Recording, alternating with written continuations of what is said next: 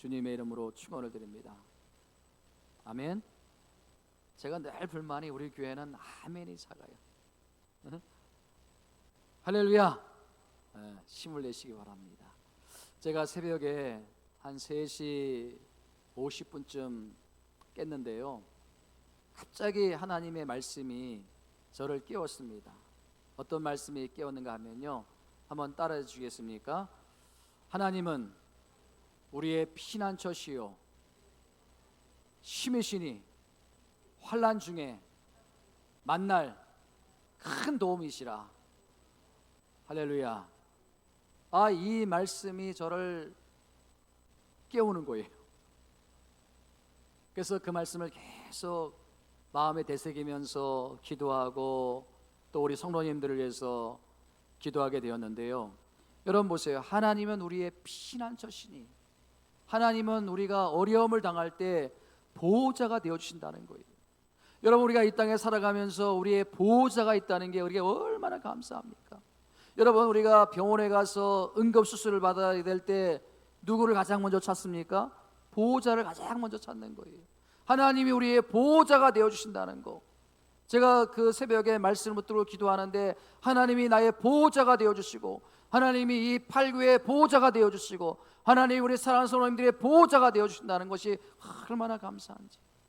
그리고 또 환난 중에, 여러분 지금 어려움 당하는 우리 성도님들이 얼마나 많습니까? 어려움을 당하는 이 세상 사람들이 얼마나 많습니까? 그러나 세상 사람들에게는 하나님이 도움이 되어주지 않는 거예요. 그러나 환난 당한 성도님들에게는 우리 하나님이 큰 도움이 되어주신다. 믿으시기 바랍니다, 여러분. 제가 가정의 달을 맞이해서 오늘 이 교회에 대한 말씀을 좀 드리려고 하는데, 가정의 달인데 웬 교회에 대한 말씀인가? 성경은요, 교회에 대해서 여러 가지 표현을 합니다. 교회는 그리스도의 몸이다. 또 교회는 건물이다. 또 교회는 진리와 기둥이다. 교회는 믿음의 터다. 이처럼 성경은요, 교회에 대한 35가지의 비유를 들어서 설명하고 있는데요, 제가 또 깨닫게 되는 게 뭐냐면, 교회는 집이다는 거예요. 교회는 집. 교회는요, 하나님을 아버지라고 모시고 사는 사람들이 함께 모여 사는 것이 교회가 아닙니까? 그렇기 때문에 이 교회는 하나님의 집이에요. 그리고 이 교회는요, 하나님의 가정이에요. 아멘. 그러니까 우리가 영적으로 보면요, 우리 모두가 다 하나인 거예요. 한 가족인 거예요. 한 가족 공동체인 거예요. 제가 청소년 시기를 보낼 때 참 신앙생활을 전 열심히 했습니다. 속된 말로 교회에 미쳐 살았어요. 제가 중학교 때 여러분 새벽기도 나가고요, 저는요 수요 예배, 금요 집회, 주일 예배, 오전 예배, 오후 예배, 심지어는요 그것도 부족해가지고요 원정을 가요. 부모가 있다 그러면요, 제가 충주에 살았는데 제천까지 막 가서 말씀을 들으러 가고요. 그러면 여러분 미친 거 아닙니까? 그 정도면. 제가 그런 가운데 궁금한 게 하나가 있었어요. 도대체 이 교회가 무엇이냐는 거예요. 교회가 무엇이냐는 거예요. 나에게 이 교회는 무엇이고, 이 땅에 사는 사람들에게 이 교회는 도대체 무엇인가? 그게 늘 궁금했어요. 최근에 제가 읽은 책 중에 그 제목이 너무 심오해요. 교회, 나의 고민, 교회, 나의 사랑. 이게 영성신학자 필립 안스가 쓴 책 중에 제목인데요, 여러분, 교회, 나의 사랑, 교회, 나의 고민, 저의 복잡한 마음이 거기에 다 담겨 있는 거예요. 이 교회는 제가 영원히 사랑해야 될 대상이 아닙니까? 그리고 이 교회는요, 제가 생각하기에는 왜 교회가 이렇게 변질이 되고, 교회가 왜 이렇게 타락을 하고, 교회가 왜 이렇게 흘러가야 되는가? 저의 복잡한 마음이 다 담겨있는 것이 이 책 제목이에요. 교회, 나의 사랑, 나의 고민. 그래서 오늘 이 설교의 제목도요, 교회 나의 사랑, 나의 고민. 그대로 그 책 제목 그대로 적은 거예요. 여러분, 이 지상교회를 바라보는 저의 마음은 항상 두 갈래예요. 이 교회는 참 좋은 곳이다라는 거예요. 여러분 믿습니까? 저는 이 땅에 살면서요, 이 교회 공동체보다 더 좋은 공동체는 본 적이 없어요. 이 교회 공동체보다 더 훌륭하고 더 재미있고 더 좋고 더 사랑스러운 것은 제가 본 적이 없어요. 어떤 의미에서는요, 여러분들의 가정보다도 더 친밀하고 더 가까운 것이 이 교회가 아닙니까? 믿습니까, 여러분? 여러분, 이 목사가 여러분들과 무슨 상관이 있습니까? 도대체 육적으로, 육신적으로 어떤 혈연관계, 아무 관계도 없어요. 근데 제가 여러분들이 힘들면 왜 마음을 아파하고, 여러분들이 어려움이 있으면 제가 왜 찾아가고, 여러분들이 눈물 흘리면 제가 왜 닦아주고, 여러분들 그 마음과 제가 늘 왜 같이 움직여야 되냐는 거예요. 영적인 가족 공동체이기 때문에 그런 거예요. 한 아버지를, 하나님을 한 아버지라고 모시고 있기 때문에 그런 거예요. 이 예배 시간에 안 보이면요, 왜 안 나왔는가? 도대체 무슨 일이 있는가? 설교 내내 그 생각이 막 제 머릿속에 맴돌고 있어요. 혹시 어려운 일을 당한 것은 아닌가? 혹시 힘든 일을 당한 것은 아닌가? 저에게 번함없는 생각의 한 축, 제 평생에 이 교회만큼 좋은 공동체는 없다는 거예요. 믿으시면 크게 아멘 하시기 바랍니다. 아멘이십니까, 여러분? 제가 어린 시절에 참 가난하고 놀거리도 없고요, 장래에 대한 희망도 꿈도 없는 그 시절에 교회가 저의 꿈의 상실이고요, 또 그 어린 시절 가정의 기둥과 같은 그 아버지가 갑자기 간암으로 제가 초등학교 3학년 때 돌아가셨을 때 장례 비용이 없는 거예요. 장례 치러줄 사람도 없어요. 너무나 막막한 거예요. 저희 젊은 어머님, 또 다 저희 또래, 저희보다 어린 동생들, 뭐 형이라고 저보다 3살 많은 형, 도대체 그 장례를 어떻게 치룰지 막막한 그 상황에서 교회에서 그 어르신들이 다 도와주셔가지고, 다 협조를 해줘가지고, 그것이 지금까지도 생각하면 얼마나 감사하고 그 사랑과 그 은혜를 힘으로 제가 여기까지 온 것이 아닙니까? 그렇기 때문에 저는 이 교회라는 것은 정말 좋은 공동체다라는 거예요. 사랑하는 성도 여러분, 우리 낙원제 8교회는 정말 좋은 교회임을 믿습니다. 아멘. 얼마나 소문이 잘 나는지 몰라요. 세상에 제 모교회 낙원제일교회 있지 않습니까? 9월동에 그 낙원제일교회 성도님들을 제가 가끔 만나면요, 어제도 어떤 장로님 장례가 있어서 제가 잠깐 장례식에 갔는데, 아니 그 낙원제일교회 성도님들이 저를 보고, 목사님 낙원제 8교회가 그렇게 좋은 교회라면서요, 소문이 파다하다는 거예요. 그래서 감사합니다. 저희 교회는 너무 좋은 교회입니다. 사랑이 얼마나 많은지 모릅니다. 이럴 때는 좀 아멘 좀 하시고요. 그런가 하면요, 한 가지 또 생각하는 게 뭐냐면요, 이 교회가 참 좋은 교회지만 교회가 병들기 쉽고 타락하기 쉽고 또 상처받기 쉬운 곳이 바로 이 교회가 아닙니까? 얼마나 많은 사람들이 이 교회를 통해서 상처를 받고 얼마나 많은 사람들이 교회를 떠나는지 몰라요. 얼마나 많은 사람들이 교회에 대한 부정적인 감정을 갖고 있는지 몰라요. 저는요, 제가 그렇게 좋은 이미지를 갖고 있던 그 시골 교회예요. 지금은요, 제가 너무 마음이 아픈 게요, 그 시골 교회가 둘로 갈라졌어요. 둘로 쪼개졌어요. 한 교회는 이쪽 편에, 한 교회는 이쪽 편에. 정말 이해가 안 됩니다. 그렇게 저분은 화낼 것 같지 않고, 저분은 그렇게 순수하고 그렇게 믿음이 좋았던 그분인데 막 분노가 나가지고요, 막 멱살을 잡고 싸우고요, 그래가지고 교회가 갈라졌어요. 그 교회를 생각할 때마다 저에게 너무나 좋은 추억을 갖고 있는 교회인데, 그 교회를 생각할 때마다 너무 마음이 아픈 거예요. 여러분, 우리 교회도 그렇게 되지 않는다는 장담을 할 수가 없는 거예요.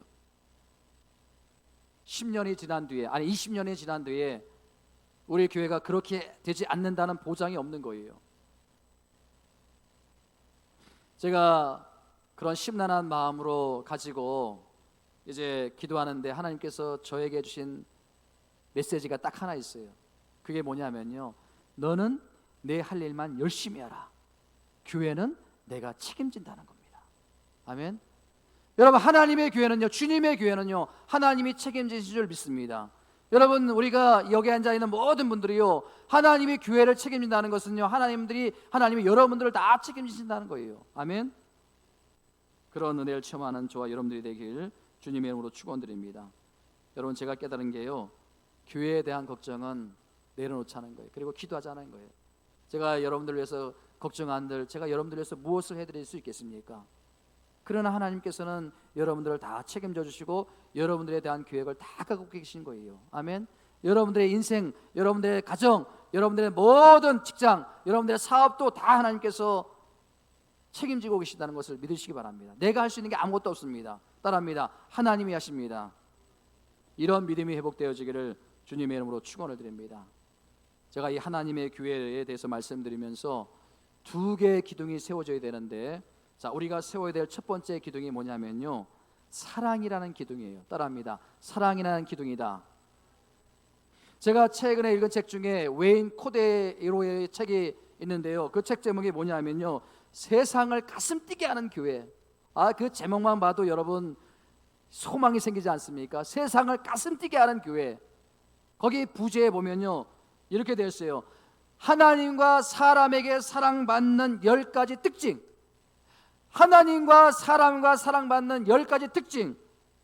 여러분, 교회가요, 하나님께 사랑을 받고 이 세상의 사람들에게 사랑을 받으면 그럼 교회 역할을 다 감당하는 거 아닙니까? 여러분, 이 교회가 하나님의 기쁨이 되기 위해서 존재하는 거 아닙니까? 하나님의 영광이 되기 위해서 존재하는 거 아닙니까? 그리고 세상 사람들에게 사랑을 받고 세상 사람들에게 인정을 받으면 우리가 나가서 복음을 전하지 않아도 그 복음은 자연적으로 흘러가는 거예요. 그런데 여러분, 하나님과 사람에게 사랑받는 교회가 되기 위해서 10가지 특징 중에서 가장 중요한 특징이 뭐냐면, 처음부터 끝까지 사랑만 하는 교회, 그거예요. 처음부터 끝까지 사랑만 하는 교회. 저는요, 우리 팔교회가 그런 교회가 되기를 간절히 소망합니다. 처음부터 끝까지 사랑만 하는 교회. 이 김대동 목사 하면 사랑이 많은 목사, 우리 여기 앉아있는 어떤 권사님, 집사님 하면 사랑이 생각하는 그런 교회, 그런 교회가 되시기를 주님의 이름으로 축원드립니다. 자, 그 책에서 지적하는 고린도 후서 5장 13절과 14절 말씀 같이 한번 읽어보도록. 그 책에서 이 말씀을 지적하는데요, 같이 한번 읽어봅니다. 시작. 우리가 만일 미쳤어도 하나님을 위한 것이요 정신이 온전하여도 너희를 위한 것이니 그리스도의 사랑이 우리를 강건하시는도다. 어떤 사랑이 우리를 강건하신다고요? 누구의 사랑이 우리를 강건하신다고요? 그리스도의 사랑이 우리를 강건하신도다. 그리스도의 사랑이 우리를 강건하신도다. 여러분, 교회가 교회 되기 위해서는요, 성도가 성도 되기 위해서는요, 그리스도의 사랑의 능력이 나타나는 교회가 되어야 될 줄 믿습니다. 아멘. 여러분, 여기서 강건하다는 것은요, 슈네코라는 그 원문을 쓰고 있는데요, 그 슈네코라는 단어가 어떤 뜻이 있는가 하면 프레스기 알죠? 프레스기, 압축기 알죠? 압축기. 예? 압축기로 강건하다는 것이 그런 뜻이 있고요, 꼼짝달싹 못하도록 꽉 붙잡는다, 그런 뜻이 있는 거예요. 예? 이 강건하다는 뜻이요. 여러분, 우리를 압축해가지고 막 눌렀다 생각해 보세요. 그럼 우리에게서 무엇이 흘러나와야 된다고요? 그리스도의 사랑이 흘러나와야 된다는 거예요. 예? 여러분들은 지금 어떤 힘에 의해서, 여러분들 지금 어떤 것에 의해서 삶이 지탱되어지고 있습니까? 그리스도의 사랑을 통해서 삶이 지탱되어져야 될 줄 믿습니다. 예?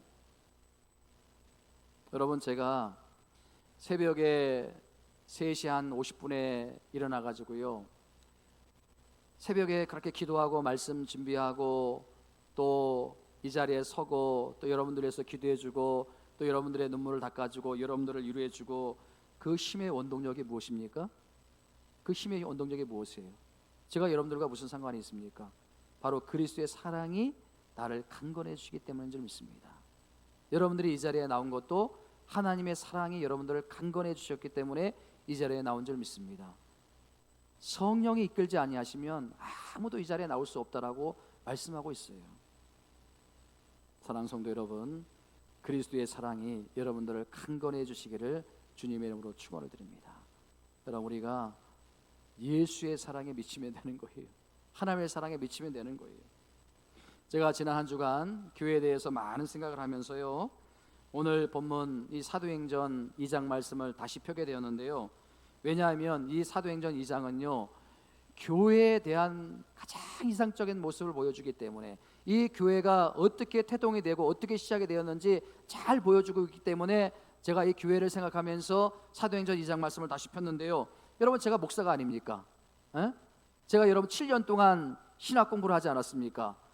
제가 학교 다니면서 하나님에 대해서, 또 교회에 대해서, 또 신학에 대해서 많은 연구를 했는데, 제가 이 사도행전 2장 8절 말씀을 다시 펴고 2장 말씀을 다시 펴고 읽으면서 제가 전혀 새로운 각도로 이 말씀을 다시 보게 되었다는 거예요. 그게 뭐냐면요, 성경이 초대교회의 태동을 기록하면서 교회의 모습을 보여주는데, 그 접근 방식이, 여러분 한번 잘 보세요. 오늘 본문의 말씀을 잘 보세요. 그 접근 방식이 신학으로 접근합니까? 아니면 어떤 논리로 접근합니까? 아니면 어떤 이론으로 접근합니까? 여러분, 오늘 본문의 말씀을 잘 보세요. 오늘 사도행전 2장 44절부터 47절까지 말씀을 여러분 한번 잘 보세요. 이게 초대교회, 교회가 시작될 때 교회가 어떻게 시작이 됐는지, 교회가 어떻게 세워졌는지, 하나님께서 이 땅에 교회를 어떻게 만들어졌는지 묘사하고 있는 말씀이 아닙니까? 여러분 한번 같이 한번 읽어보겠습니다. 다시 한번 시작. 44절 시작. 믿는 사람이 다 함께 있어 모든 물건을 서로 통용하고, 또 45절, 또 재산과 소유를 팔아 각 사람의 필요를 따라 나눠주며, 46절, 날마다 마음을 같이하여 성전에 모이기를 힘쓰고 집에서 떡을 떼며 기쁨과 순전한 마음으로 음식을 먹고, 47절, 하나님을 찬미하며 또 온 백성의 친송을 받으니 주께서 구원받는 사람을 날마다 더하게 하시니라. 여러분 잘 보세요. 교회에 대해서 복잡한 내용이 있어요, 없어요? 이 교회를 소개할 때 어떤 이론을 접목해서, 어떤 신앙을 접목해서, 어떤 교리를 접목해가지고 교회에 대해서 설명합니까? 아니에요. 잘 보세요, 여러분. 무조건 사랑하라는 거예요. 무조건 함께하라는 거예요. 무조건 감사하라는 거예요. 무조건 모이면 예배하라는 거예요. 무조건 모이면 기도하라는 거예요. 무조건 모이면 하나님을 찬양하라는 거예요. 이거 외에는 없어요, 여러분. 여러분, 그런데 결과는 얼마나 놀랍습니까? 이 결과가 47절 말씀에, 그 결과가 어떻습니까? 우리가 하나님을 예배하고 이렇게 함께 모여서 함께 나누고 함께 섬기고 함께 베풀고 이렇게 했더니 그 결과가 뭐예요?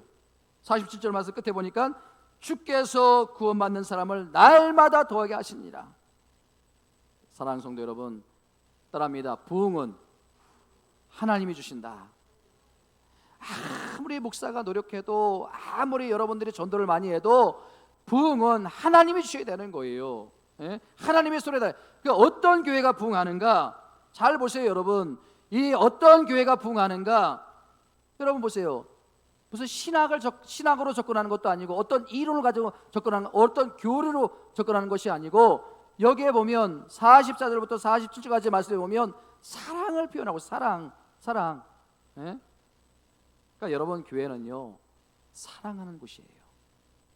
하나님은 뭐라고요? 사랑이시라. 그래서 여러분, 무슨 교회가 사랑이 없다, 무슨 교회가 삭막하다, 그게 아니고요, 내가 먼저 사랑해야 되는 거예요. 내가 먼저 사랑해야 되는 거예요. 누가 나를 사랑해 주길 원하는 것이 아니라 내가 먼저 사랑하는 거예요. 이게 교회예요. 교회예요. 세상은, 여러분 보세요, 세상은 나를 사랑해 주는 사람을 내가 사랑합니다. 그러나 교회는 내가 먼저 사랑하는 거예요. 하나님이 나를 먼저 사랑해 주지 않았습니까? 하나님이 나를 먼저 찾아주지 않았습니까?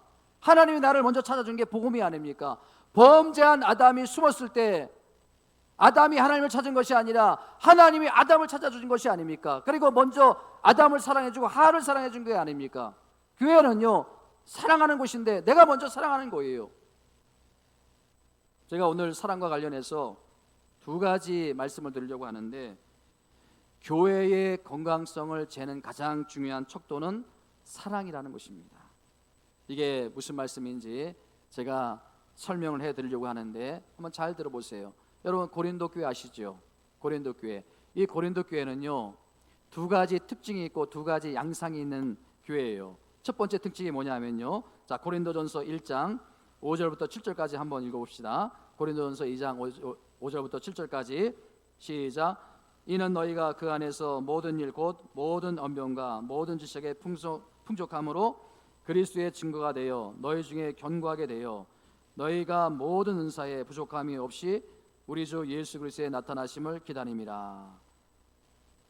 5절 말씀을 표준 세 번역으로 보니까, 여러분은 그리스도 안에 살면서 모든 면에서 곧 온갖 언변과 온갖 지식에 풍족하게 되었습니다. 여러분, 고린도 교회는 정말 대단한 교회예요. 그 영적 지식이 풍성했고요, 그 다음에 신령한 은사가 있는 교회예요.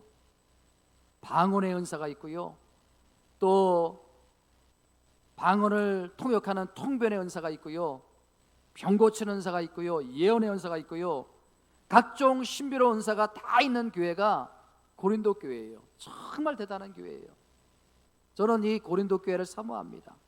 우리 낙원제 8교회도요, 이런 일들이 많은, 이런 은사가 많이 일어났으면 좋겠어요.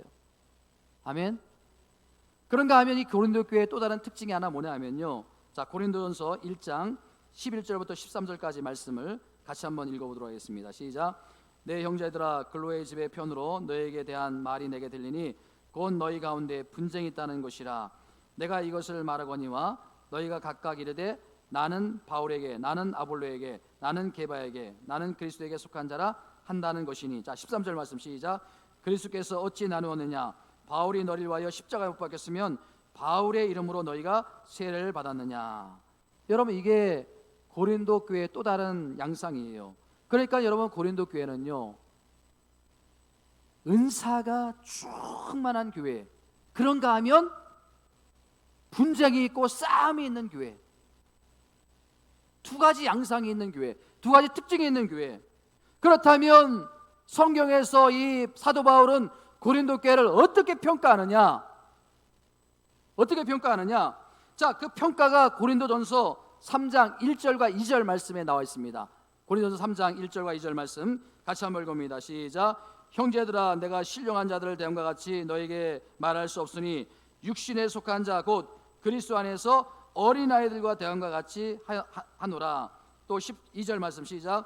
내가 너희를 젖으로 먹이고 밥으로 아니하노니 이는 너희가 감당하지 못하였거니와 지금도 못하리라. 여러분 보세요.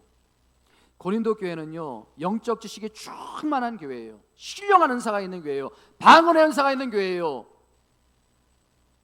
병 고치는 은사가 있는 교회예요. 예언의 은사가 있는 교회예요. 그런데 또 다른 한편으로는요, 분쟁과 싸움이 끊어지지 않는 교회예요. 나는 아볼로파다, 나는 게바파다, 나는 그리스도파다, 나는 베드로파다, 끊임없이 싸움이 있는 교회. 이런 교회에 대해서 하나님의 평가는 어떤가? 어린아이라는 거. 어린아이. 성숙했다고 생각하는데 너희들은 밥을 먹어야 될 것이 아니라 젖을 먹어야 된다. 여러분, 오늘날 교회를 보면요, 그렇게 충만하다는 목사님들, 그렇게 거룩하다는 장로님들, 그렇게 기도 많이 한다는 권사님들, 그렇게 헌신 많이 한다는 안수집사님들 보면 싸움이 끊어지질 않아요. 자기 욕심에 사로잡혀 가지고요, 그 교회를 자기 소유물로 생각하고, 여러분, 주님이 보실 때, 하나님이 보실 때 어린아이라는 거예요. 어린아이. 밥을 먹어야 될 것이 아니라 젖을 먹어야 된다. 다시 기본부터 다시 시작해야 된다. 새신자 교육부터 다시 시작해야 된다는 거 아닙니까? 여러분, 바울이 고린도 교회를 왜 이렇게 치부하고 있을까요? 한번 보세요. 바울이 고린도전서 3장 3절 말씀 같이 한번 읽습니다. 시작. 너희는 아직도 육신에 속한 자로다. 너희 가운데 시기와 분쟁이 있으니 어찌 육신에 속하여 사람을 따라 행함이 아니리요. 어디에 속한 자라고요? 육신에 속한 자라는 거예요. 아직도 육신에 속한 자라는 거예요. 우리가 이 교회에 나와서 예배를 드리고 또 하나님을 찾고 하나님의 은혜를 구하지만 우리가 영에 속한 사람이 아니라 육에 속한 사람이라는 거예요. 그리고 시기와 분쟁이 세상에 대한 욕망을 끌어버리지 못하는 그런 답답함이 있다는 거 아닙니까? 여러분, 바울이 제시하는 건강한 교회의 척도가 뭐예요? 교회의 기준이 뭐예요? 성경 지식이 많은 게 아니에요. 은사로 방언을 하느냐, 예언을 하느냐, 통변을 하느냐, 병 고치느냐, 얼마나 많이 모이느냐, 그게 아니라는 거예요. 우리는 많이 모이는 교회 하면 대단한 교회라고 생각하는데 하나님이 평가는 그게 아니에요. 여러분, 바울이 말하는 건강한 기준은 뭐예요? 딱 하나예요. 그게 뭐예요? 교회가 얼마나 화목한가, 교회가 얼마나 사랑이 많은가. 저는요, 우리 교회가 사랑으로 소문나는 교회가 되기를 주님의 이름으로 축원을 드립니다. 사랑으로 소문나는 교회, 사랑으로 소문난 교회. 서로 유하고요, 남에 대한 배려와 수용이 있고요. 여러분, 이 고린도 교회에 대한 이 바울의 무서운 책망의 말씀이 있습니다. 자, 고린도전서 3장 4절 말씀 같이 한번 읽어봅니다. 우리 현대인의 성경으로 보면요, 이것을 이렇게 기록하고 있습니다. 같이 한번 우리 큰 소리로 읽어보겠습니다. 시작. 여러분 가운데 어떤 사람은 나는 바울파다, 또 어떤 사람은 나는 아볼로파다 말한다니 여러분이 세상 사람과 다를 게 무엇입니까? 여러분 잘 보세요. 이 말씀의 마지막을 보세요. 여러분이 세상 사람과 다를 게 도대체 무엇입니까? 우리가 하나님을 믿고 예수 그리스도를 영접하고 신앙생활 하는데 믿지 않는 세상 사람들과 다를 게 무엇이냐는 거예요. 똑같은 세상 사람들과 마음으로 신앙생활하고 똑같은 마음으로 예배드리고 다른 사람을 대한다면, 시기와 분쟁하는 마음을 갖고 육신에 속한 자로 살아가면 너희가 세상 사람들과 다를 게 무엇이냐? 여러분, 이 바울의 꾸지람 우리의 교회라고 예일 수 있겠습니까? 저와 여러분들이라고 예일 수 있겠습니까? 교회를 평가하는 기준은 딱 하나예요. 그게 뭐라고요? 사랑이 있느냐 사랑이 없느냐. 하나님이 교회를 보실 때 평가하는 기준은 딱 하나예요. 하나님이 그 목사를 바라보실 때 평가하는 기준은 딱 하나예요. 사랑이 있느냐 사랑이 없느냐.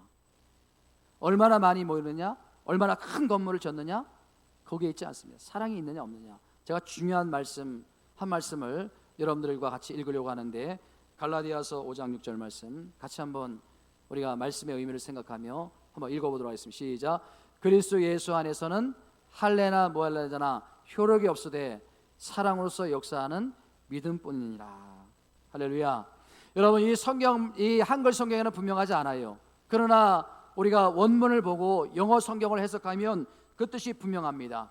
하나님께서 평가하시는 기준, 하나님께서 카운터하시는 게 뭐냐, 하나님께서 셈하시는 게 뭐냐, 할례를 받았느냐 할례를 받지 않았느냐, 이게 중요한 것이 아니라는 거예요. 세례를 받았느냐 세례를 받지 않았느냐, 그게 중요한 것이 아니라는 거예요. 교회에서 네가 어떤 직분을 받았느냐, 그 직분이 중요하지 않다는 거예요. 사랑이 있느냐 사랑이 없느냐, 사랑으로 행하느냐 사랑으로 행하지 않느냐, 이게 유일한 기준이라는 거예요. 이게 유일한 기준. 그 믿음이 사랑으로 표현이 되느냐, 얼마나 사랑하며 사느냐, 얼마나 남을 용서하고 남의 마음을 받아들이느냐, 그게 여러분 유일한 평가 기준이라는 거예요. 여러분, 마태복음 25장에 보면요, 양과 염소의 비유를 들어서 우리에게 주님께서 가르쳐 주지 않습니까? 양과 염소의 비유. 네? 그 기준이 뭐예요? 양과 염소를 나중에 여러분들이 심판 마지막 날에 분류가 되는데 그 기준이 뭐예요? 사랑을 행했느냐 사랑을 행하지 않느냐, 그거예요.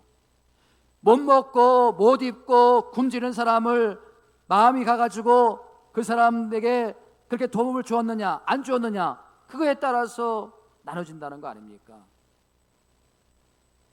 두 번째, 이 사랑과 관련해서 꼭 명심해야 될 것은요, 사랑이 필요한 연약한 자들이 모이는 공동체, 이게 교회가 되야 된다. 교회가.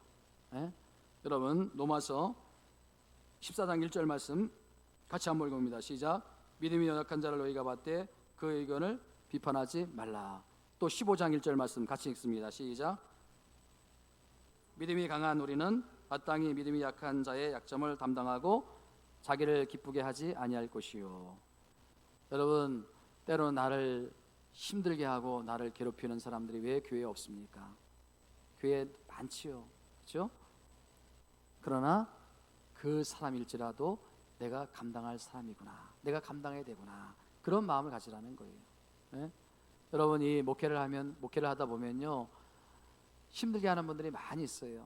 그러나 목사님들의 마음은 다 같아요. 내가 다 감당해야 될 사람이구나. 여러분 가정도 마찬가지가 아닙니까? 여러분들 결혼할 때 좋아서 다 결혼했잖아요. 그런데 살아보면 어떻습니까? 내가 이 남자를 왜 만났는가? 내가 이 여자를 만나가지고 왜 이렇게 고생하는가? 그렇지만 우리가 하나님의 사람이라면요, 어떻게 해요? 내가 감당해야 될 사람이구나, 그런 마음을 가지라는 거예요. 예? 여러분 교회 가요, 너무 똑똑하고 너무 잘난 사람이 모이면요 삭막해요. 제가 아는 목사님도 그 창원에 그 시골에 이제 부임을 해 갔어요. 시골에 부임을 해 갔는데요, 그 교회는요 전부 다 교수님, 전부 다 박사님들이에요. 예? 근데 이 목사님이 너무 삭막해 가지고요, 너무 힘들어 가지고요 2년 만에 사역을 못 하고 나오셨어요. 너무 삭막하대요. 다 교수님이고 다 의사고 다 막 똑똑하고 성경적인 지식도 대단하고 삭막해요. 저는요, 교회는요 연약한 사람들이 많아야 돼요. 여러분 이 목사도 얼마나 연약합니까? 맨날 찬송가 부르면 이 박자도 틀리고 뭐 가사도 막 틀리고요, 막 실수도 많이 하고요. 그러니까 여러분들도 자신감 있게 부르는 거 아닙니까? 어느 목사님이 거지 한 사람을 아침 저녁으로 이렇게 만나면서 반갑게 인사를 나눈 사이가 되었습니다. 그래가지고 또 이 목사이니까 전도를 해야 되지 않습니까? 그래가지고 이제 그 거지에게 교회 나오세요 그랬더니 이 거지가 묻더랍니다. 제가 교회 가도 됩니까? 그러니까 이 목사님이 그럼요, 교회 와도 되지요, 교회 오세요. 그랬더니 그 거지가 정색을 하며 묻더라는 거예요. 정말 저 같은 사람이 교회 가도 됩니까? 그 말을 듣는 순간 이 목사님이 생각을 하기 시작했다. 정말 와도 되는가? 정말 와도 되는가? 여러분 이게 우리의 모습이에요. 우리가 사랑 그러지만, 사랑을 실천한다고 하지만, 우리가 진짜 여러분 생각해 보세요. 오늘 허름한 옷을 입고 거지가 들어와가지고 내 옆에 딱 앉았다. 기뻐할 수 있겠습니까? 사랑으로 품을 수 있겠습니까? 그 옆에 계속 앉아서 예배를 계속 드릴 수 있겠습니까?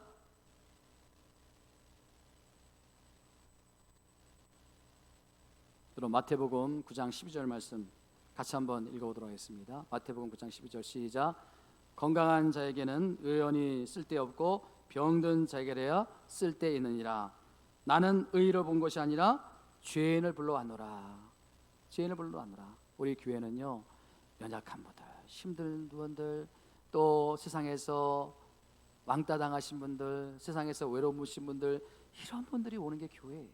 이런 분들이 와서 위로받고 힘을 얻고 주님 만나고 또 하나님의 은혜를 체험하고, 그런 분들이 오는 교회, 저는 우리 팔교회가 그런 교회가 됐으면 좋겠습니다. 아멘.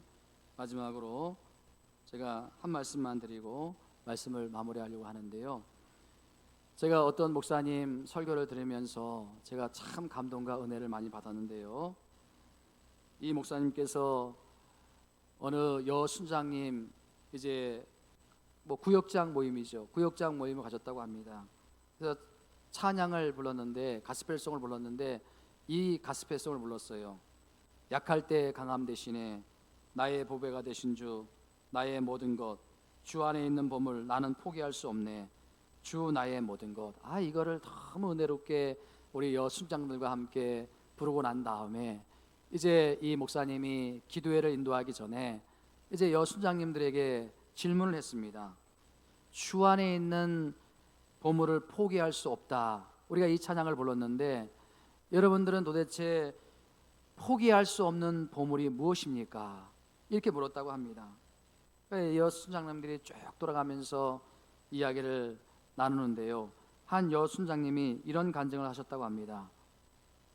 이 순장님이 직장생활하는 순장님인데 최근에 지금보다 훨씬 좋은 조건의 그 직장에서 오라고 이렇게 제안이 들어왔다는 거예요. 여러분, 요즘 같으면요, 어려운 시기에 고민할 필요가 없지 않습니까?